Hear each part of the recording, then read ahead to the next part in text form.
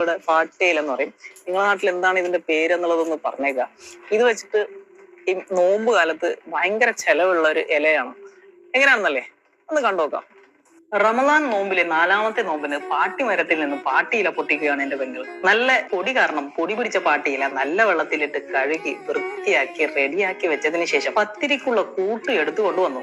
നിങ്ങളെയൊക്കെ അവിടെ പത്തിരി ഇങ്ങനെയാണോ എന്ന് എനിക്കറിയില്ല. ഇവിടെയാണെങ്കിൽ നല്ല റേഷൻ അരി എടുത്ത് വെള്ളം മിക്സ് ചെയ്ത് മിക്സിയിൽ അടിച്ച് സെറ്റ് ആയാൽ അത് എടുത്ത് തുണിയിൽ പുതച്ച് കുറച്ചു നേരം വെച്ച ശേഷം ഈ പരുവത്തിലായാൽ അതെടുത്ത് ഇതുപോലൊരു ഷേപ്പ് ഉണ്ടാക്കി അതെടുത്ത് ചപ്പാത്തി പഞ്ചിൽ വെച്ച് അമർത്തിയ ശേഷം ഇതുപോലെ പാട്ടിയിലയെടുത്ത് അടച്ചു വെച്ച ശേഷം പത്തിരി ഇരുമ്പ് ചൂടാവുന്നതിനായി വെയിറ്റ് ചെയ്യുക.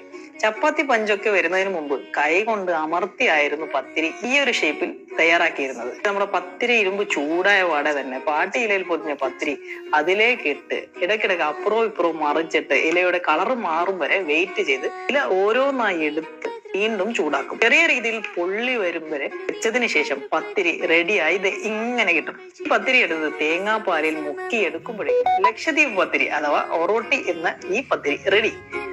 ഈ കാണുന്ന മീൻ ചണ്ണം മീൻ മുളകെന്നും പറയും. ഇതാണ് ഇതിന്റെ മെയിൻ കോംബോ. ഞാൻ തറാവി കഴിഞ്ഞ് വീട്ടിലെത്തുമ്പോഴത്തേക്കും ഡൈനിങ് ടേബിളിൽ പത്തിരിയും ഷണ്ണവും റെഡിയായിരിക്കുന്നുണ്ട്. എന്തായാലും നോമ്പ് കാലത്ത് പത്തിരി ദ്വീപിൽ സുലഭമാണ്.